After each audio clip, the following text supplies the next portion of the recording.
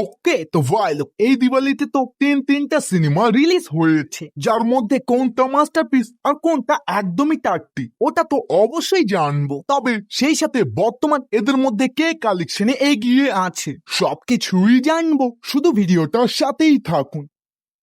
প্রথমেই কথা বলি থামা মুভিটা নিয়ে। ভাই MHCU ইউনিভার্সের এটা 5ম নাম্বার মুভি, যেটা ট্রেইলার দেখে আমরা যতটা বুঝতে পেরেছিলাম এটা একটা horror comedy vampire film. But মুভিটা দেখে আমার তো এটা মনে হয়নি। ওয়েট প্রথম থেকে বলি, আয়ুষ্মান খুরানা একটা জঙ্গলে যায় সেলফি তোলার জন্য, যার পর তার উপরে আক্রমণ করে ভালু, কিন্তু ওই ভালুর থেকেও খতরনাক বের হয় রশ্মিকা, যে ওখান থেকে আমাদের হিরোকে বাঁচিয়ে নেয়। এরপর ফুল গল্প টেক প্লেস করে একটা বেতাল নামক জায়গা নিয়ে।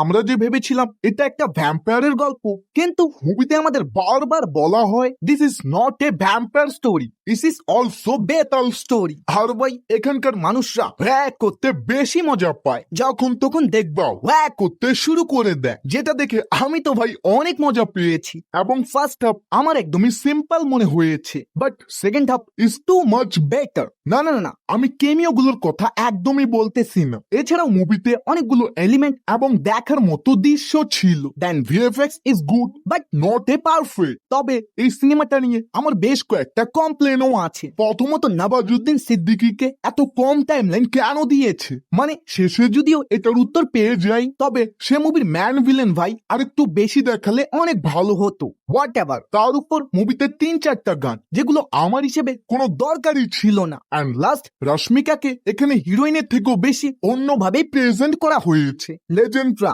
বুঝতে পারতেছো তো? আর ওভারঅল যদি এটা রিভিউ দিই, আমি এর থেকে one time good watch movie বলবো। যদি আসি কালেকশনে, প্রথম দিন এটা উপার্জন করে 25,11,00,000, দ্বিতীয় দিন 13 কোটি, এবং এর সাথে টোটাল ইন্ডিয়া থেকে নেট কালেকশন 38 কোটি, অল ইন্ডিয়া গ্রস 48 কোটি, আর ওয়ার্ল্ড ওয়াইড 55 কোটি, যা বলা চলে খুবই ভালো একটা কালেকশন। এখন কথা বলি এক দিওয়ানি কি দিওয়ানিয়াত মুভিটা নিয়ে। ভাই এটা রিলিজ হওয়ার আগে ভেবেছিলাম সাইয়ারা বা সনম তেরি কসমের মতো দুর্দান্ত ফিল্ম হবে, কিন্তু বের হয় মাস্টারপিস দ্য লেডি কিলার। একজন পলিটিশিয়ানের লাভ স্টোরিকে এমন ভাবে প্রেজেন্ট করেছে যে ভাই তোমার চোখ দিয়ে না অন্য কিছু দিয়েই পানি বের হবে। মানে কি রে ভাই, কথায় কথায় শুধু শায়রি আর শায়রি। যাক, এটাও মানলাম, তার উপরে আবার back to back slow motion. ভাই ডিরেক্টর, তুমি সিনেমা বানিয়েছো নাকি টিকটক ভিডিও? হর্ষবর্ধন রানা, যিনি খুবই ভালো একজন অ্যাক্টর, তবে দুঃখের বিষয় হলো তিনি কয়েক বছর ধরে ফিল্ম ইন্ডাস্ট্রিতে কোনো কাজই পাচ্ছিল না। বাট এক দিওয়ানি কি দিওয়ানিয়াত এই মুভিটা দেখার পর আমি বলবো ভাই তুই অভিনয় না করেই ভালো ছিলিস। হুদাই শুধু অডিয়েন্সদের টাকাগুলো নষ্ট করলি।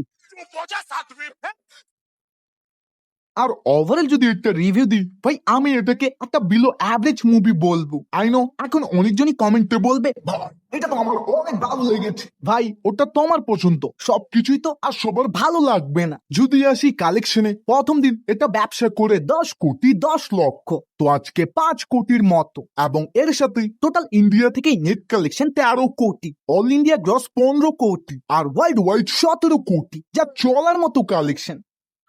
এখন কথা বলি ডুট মুভিটা নিয়ে। ভাই এই সিনেমাটা তো বক্স অফিস পুরাই কাঁপিয়ে দিচ্ছে। প্রদীপ রাঙ্গানাথম, যিনি আজ পর্যন্ত শুধু 3টা মুভিতেই কাজ করেছে, তবে শকিং বিষয় হলো 3টাই ব্লকবাস্টার। ডুট যা আজ থেকে 6 দিন আগে মুক্তি পেয়েছে, আর ভাই কি ক্রেজি রেসপন্স। ওয়েল, আমি গল্প নিয়ে বেশি স্পয়লার দিতে চাই না, তবে তোমরা যদি প্রদীপের ড্রাগন দেখেছো তাহলে অবশ্যই এটা তোমার ভালো লাগবে। আর প্রথম দিনে এটা 22 কোটির ওপেনিং নেয়, 2 দিনে 45 কোটি, 3 দিনে 66 কোটি, 4 দিনে 83 কোটি, 5 দিনে 95 কোটি, তো আজকে নিয়ে 100 কোটিও পার করে ফেলেছে, এবং এটার বাজেট কিন্তু মাত্র 30 কোটি। This is already blockbuster film.